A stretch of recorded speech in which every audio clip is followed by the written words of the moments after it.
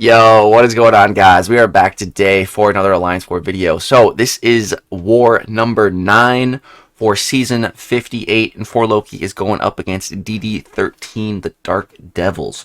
So this war, man, it's going to be a bit of a different one because I'm going to be using a champ that I've never brought to Alliance War Attack. I don't know about, maybe I brought him before, but definitely not for this season. That's Maestro. So I was scouting out a synergy, trying to figure out who's going to be the best accompaniment, and I decided to just bring in Heimdall. This Overseer synergy was looking pretty good. You gain your neutronium faster, and during your superior rage, it expires slower. Perhaps this would have helped to speed things up, but Heimdall already saved my life and saved me a full death already so far this season. So I was like, you know what? Maybe I'll bring Heimdall just to be safe. So go ahead, boost up and get joined in here. So we're gonna be fighting Arcade on node 10 though. So I've fought this node quite a bit this season. It is a rank 4, so it's Hazard Shift, Incinerate, and Shock. We're all boosted up right now. I think I'm just gonna throw on, what am I throwing on here? An invulnerability boost. Oh yeah, I think I was just making sure, seeing if I could go buy another one because there's only 3 more wars after this, and my total invulnerability count is 2. So yeah, little sketchy, starting to run out of those. But yeah, definitely going to be using one of them here. Now, I've gotten a fair bit of practice against Arcade in more recent time, but I'm definitely not like a master at fighting him or anything. I still definitely struggle a bit. My kind of approach and preferred method for fighting Arcade is just to kind of push him to special 2 and bait that out. I really don't like dealing with the special 1. I know there's some ways to kind of to bait that and to kind of cheese him and try to get it like further back on the map, but I just find the whole traps thing to be so annoying to begin with. And yeah, just Arcade, man, he's annoying. So this is what I'm gonna be doing, just kind of pushing him to special 2 and then going for a knockdown to get rid of those charges. And so here I was going for double heavies going forward. I shouldn't have done that. All I needed to do was just use a special, knock him down. It's still going to take away the charge anyways. So I was being overcautious on those charges as well. That definitely slowed me down a bit. And then, when I first got this assignment, for some reason, I was thinking, like, I couldn't parry him. I think it's just because the node right next to this one is stun immunity. So I might have just getting my wires crossed on that. And someone had mentioned in my chats, like, oh, you can heavy counter Arcade, but, like, you need to do a light attack and then a heavy attack to get the spacing. And I was like, oh, that sounds terrible. But then I realized, oh, I can parry stun here, so it's not that big of a deal.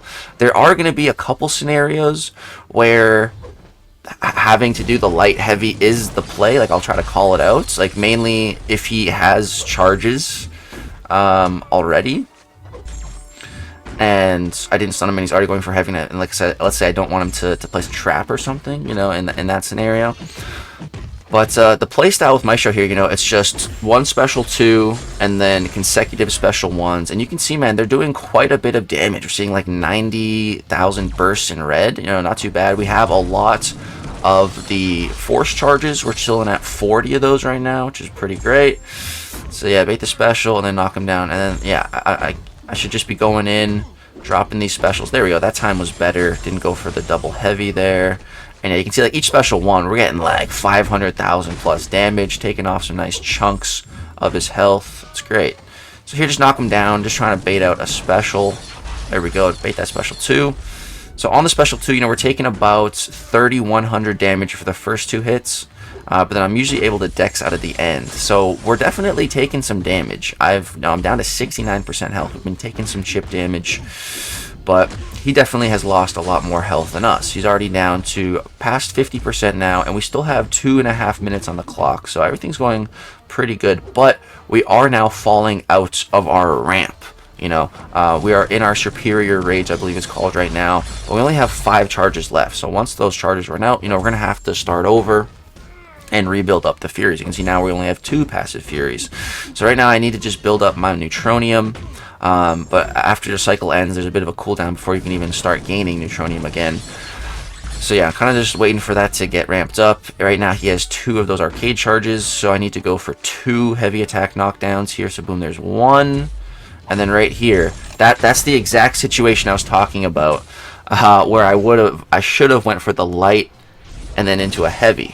but it's annoying that I can't just straight up go for a heavy counter, you know. I have to really be thinking about it to input the light and then the heavy, because you have to do it like frame perfect. And so now, unfortunately, I got pushed to my special 3, which is not really what the rotation you want to be doing with Maestro. The special 3 is just kind of for show, and it's kind of cool looking, but you know, typically with Maestro it's just special 2, special 1, repeats.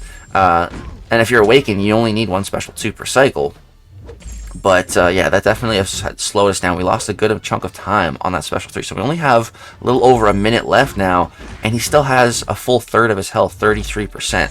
So you know, I'm starting to get a little bit worried, and here, you know, I have to go all the way back up to special 2 to get my Fury passives. So things are starting to get a little sketchy, and I'm definitely starting to get a little worried at this point. I am absolutely clock watching at this point in the fight. You know, like up until this point of the fight, I was, you know, occasionally glancing at the clock, but at this point, like 50% of my attention is on that clock, man, and I'm getting a little worried. So here I knock him down right in front of his little trap. There we go. And then here he decides to throw a special 1, dude. And I was like, why are you doing that? And so I dashed in, because, you know, I'm pretty sure that's what you're supposed to do when he throws that special 1. So at this point, man, there's less than 30 seconds left on the clock, and I am in dire fear of a timeout. But we throw this special, and he was at like 16%. So that did about 7% with that 1 special 1. So I'm like, okay, you know, I'm looking at the time. I'm like 20 seconds left. He's below 10%. If I can just get to another special 1 and drop that in the next 20 seconds, I should be able to come out of here alive, right? That's what I'm thinking at this point. And then right here, he does exactly what I don't want him to do. He throws his special 2. I didn't want him to throw that. I just wanted to, you know, go for it. And so, you know, he had just thrown his special 1. And like I said, I'm just focused on the clock. Like, I'm just watching those seconds count down. And for some reason, I'm panicking, and the wires in my brain got crossed, thinking this was a special 1. So I bait out the first part, and then I go to run in as if it's a special 1. But it's not a special 1. It's a special 2. So I get rocked, and now I'm bleeding.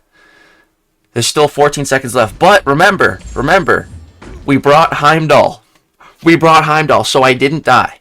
So I go for the knockdown here. We have 10 seconds left on the clock. I'm holding on for dear life. All I need to do is go for a stand-up intercept, couple hits, drop my special 1, and he should die. So I'm going to go for that. Boom. Land it. Get in the hits. Hit the special 1. And then I die with like 5 seconds left. If my special just went off, if those last beams came out, he would have died. For sure. Oh man, that was such a sad way to die. That one, so unfortunate, man. I don't think you can get closer to a solo than that. Oh, all we needed was the special to play out like 2 more seconds, 2.5 more seconds, 2.69 seconds more, and he was dead. But no, I died, man. Heimdall almost saved us twice this season, but he just couldn't quite hold on there. So that's my second death now of this season. The big thing season, unfortunately.